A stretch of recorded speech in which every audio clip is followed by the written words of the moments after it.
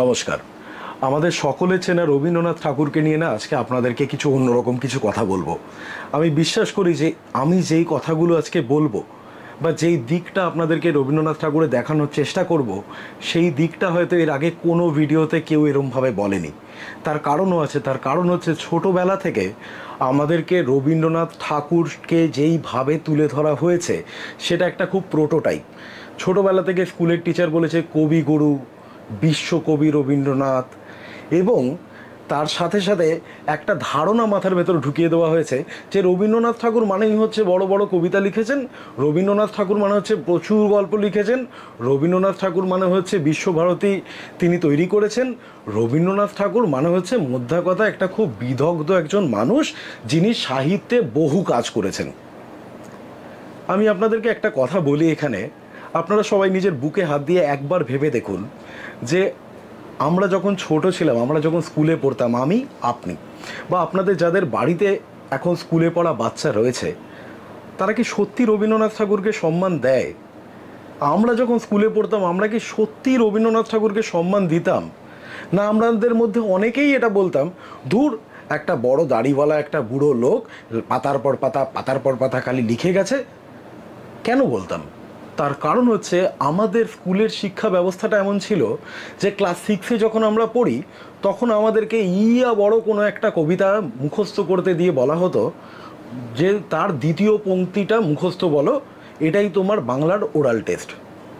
আচ্ছা, ক্লাস 6-এ 2 বিঘা জমি, এই কবিতাটার আসলে কি অর্থ, তার কি ইমোশন, সেটা কি সত্যি আমরা ক্লাস 6-এ কিছু বুঝতাম? কিচ্ছু বুঝতাম না। কিন্তু ওই যে রবীন্দ্রনাথ ঠাকুর দিতে হবে সিলেবাসে, তাই ঢুকিয়ে দে। আজকে আপনাদেরকে একটু অন্যরকমভাবে রবীন্দ্রনাথ ঠাকুর বলবো। আচ্ছা, ধরুন আজকে যারা আমাদের জেন জেড, মানে যারা ধরুন 18 থেকে 22-24 এর ভেতরে আমার কলেজের ছেলেমেয়েরাও রয়েছে, তাদেরকে যদি গিয়ে জিজ্ঞেস করেন, আচ্ছা ভাই রবীন্দ্রনাথ ঠাকুর বেশি মডার্ন না তোমার ওই হানি সিং বা ওই জাতীয় গাবড়ু মার্কা যারা সব গান টান গাইছে, তাদের মধ্যে কে বেশি মডার্ন? এরা প্রত্যেকে কিন্তু মোরাললেস একই স্বরে বলবে যে অবভিয়াসলি হানি সিং বেশি মডার্ন।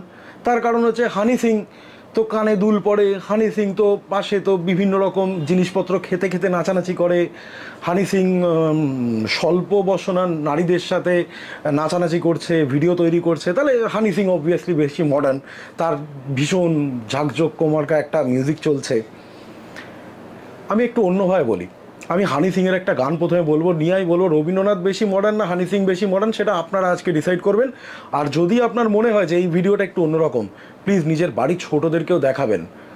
আসল উদারতা কাকে বলে এটা শেখাটা খুব দরকার হয়ে পড়েছে আমাদের। হানি সিংয়ের একটা গান, আজ ব্লু হ্যাঁ পানি পানি পানি পানি পানি পানি, শুনেছেন তো গানটা? সেই গানটাতে একটা জায়গায় হানি সিং নিজের সকল প্রেমিকাকে উদ্দেশ্য করে বলছেন আজাও অন দ্য বিচ, साथ फोटो मेरी खींच, फूटी किस्मत होगी तेरी जो तू मेरी बात ना मानी। সুন্দর ব্যাপার। বলছে যে আমার সাথে এসে ছবি তোল, আমার সাথে এসে বিচে নাচ, আমার সাথে এসে ছবি তোল, না হলে তোর ফুটি কিসমত হবে, মানে তোর পোড়া কপাল হবে। এই হানি সিং আজকের দিনের সমাজে দেখুন সবাই কিন্তু আমরা বলছি পার্সোনাল রাইটের কথা। আপনি একটা ছেলেকে জিজ্ঞেস করুন, একটা মেয়েকে জিজ্ঞেস করুন, সবাই বলছে আমার পার্সোনাল স্পেস, আমার পার্সোনাল রাইট। কোথায় যায় যখন এই রকম গান, সেখানে বলা হচ্ছে একজনের পার্সোনাল স্পেস, পার্সোনাল রাইট যায় যেখানে ইচ্ছা যাক, সেখানে কি বলা হচ্ছে ফুটি কিসমত হোগি তেরি যো তু মেরি বাত না মানি। ভাবুন। আর সেখানে রবীন্দ্রনাথ ঠাকুরের একটা কবিতা আমি বলছি। রবীন্দ্রনাথ ঠাকুর বলছেন আমারও পড়ানো যাহা চায় তুমি তাই তুমি তাই।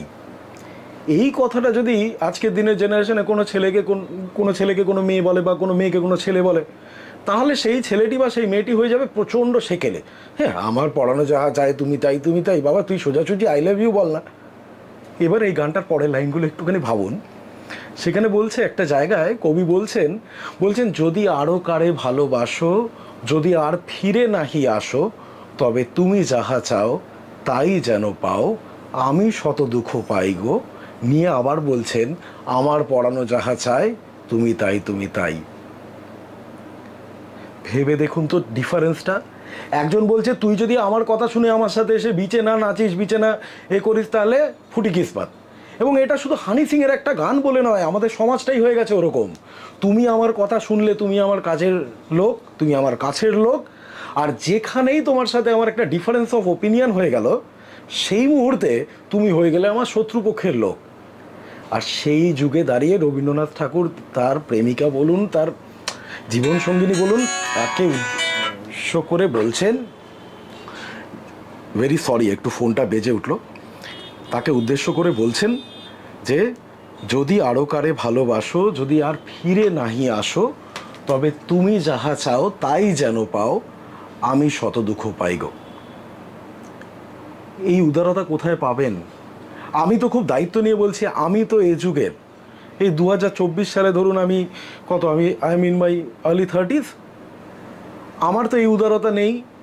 আমি বলতে পারবো না, আমি আমার স্ত্রীকে বা আমি আমার প্রেমিকাকে এই কথা বলতে পারবো না, যদি আরও কারো ভালোবাসো, যদি আর ফিরে নাহি আসো, তবে তুমি যাহা চাও তাই যেন পাও। আজকের দিনে তো এই মানে আমার সাথে যেই মেয়েটা যতক্ষণ প্রেম করছে বা আমার সাথে আমার বয়ফ্রেন্ড যতক্ষণ আছে ততক্ষণও ভালো, যেই মুহূর্তে আমার গার্লফ্রেন্ড বা বয়ফ্রেন্ড আমার ছেড়ে চলে গেল, অমনি ওর চরিত্র খারাপ, ও দুশ্চরিত্র, ও নোংরা, ও অসভ্য।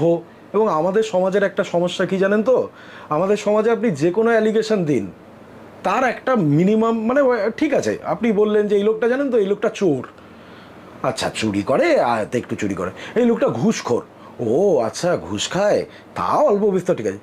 কিন্তু আমাদের সমাজে সবচেয়ে ভয়ঙ্কর হচ্ছে কারো চরিত্র নিয়ে আপনি কথা বলে দিন, দেখবেন একদম ওয়াইল্ড ফায়ারের মতন, এই জানিস তো ওনার ব্যাপারে শুনলাম, ওনার নাকি চরিত্র খারাপ। রবীন্দ্রনাথ ঠাকুর কিন্তু এই বিশ্বাসী ছিলেন না। আমি আমার ইয়াং জেনারেশনকে বলবো যে তোমরা যারা প্রেম করছো না, একটু নতুন করে প্রেমটাকে নিয়ে ভাবার চেষ্টা করো। আর প্লাস সেটাতেও তোমাকে রবীন্দ্রনাথ ঠাকুরই হেল্প করতে পারেন, কোনো জ্ঞানের কথা নয় ভাই। যতদিন তুমি কারোর সাথে প্রেম করছো, যতদিন তুমি কারোর সাথে আছো, ততদিন যেরকম সম্মান দিচ্ছ না, যখন তার সাথে থাকছো না, সে যে কারণেই হোক, তারপরেও না তার ব্যাপারে উল্টোপাল্টা কথা বা তার ইচ্ছেটাকে সম্মান দিতে শেখো। হ্যাঁ, কষ্ট তো হবে, তোমাকে হঠাৎ করে তোমার গার্লফ্রেন্ড ছেড়ে দিয়ে চলে গেল, তোমাকে হঠাৎ করে কোনো কারণ ছাড়া তোমার বয়ফ্রেন্ড ছেড়ে দিয়ে চলে গেল, কষ্ট হবে, দুঃখ হবে, রাগও হবে। কিন্তু ভাই, তার নামে মিথ্যে কথা বা তাকে মানে কার্স করা, এইগুলো করো না। ওটাকে প্রেম বলে না, ওটাকে একটা প্রেম ভাবনা বলে। যে তুমি যার সাথে ছিলে, তুমি যদি সত্যি কাউকে ভালোবাসো না, তুমি তার এগেনস্টে কখনো ভিন্ডিকটিভ হয়ে তার এগেনস্টে কোনো রকম অ্যাকশন নিয়ে তার কোনো ক্ষতি করার চেষ্টা তুমি করবে না কোনো দিন। রবীন্দ্রনাথ ঠাকুরও পারহ্যাপস সেই বিশ্বাসেরই লোক ছিলেন। শুধু সেই বিশ্বাসের না, অ্যাকচুয়ালি আরও অনেক বেশি উদার ছিলেন। আমার মনে হয় আমাদের নতুন জেনারেশনকে যদি রবীন্দ্রনাথ ঠাকুরটা ঠিক এইভাবে পড়ানো যায় না, যে যেখানে হ্যাঁ ক্লাসে একজন টিচারকে বলতে হবে, এই কথাগুলো বলতে হবে, কেন এটাই যায় আসে। অভাগীর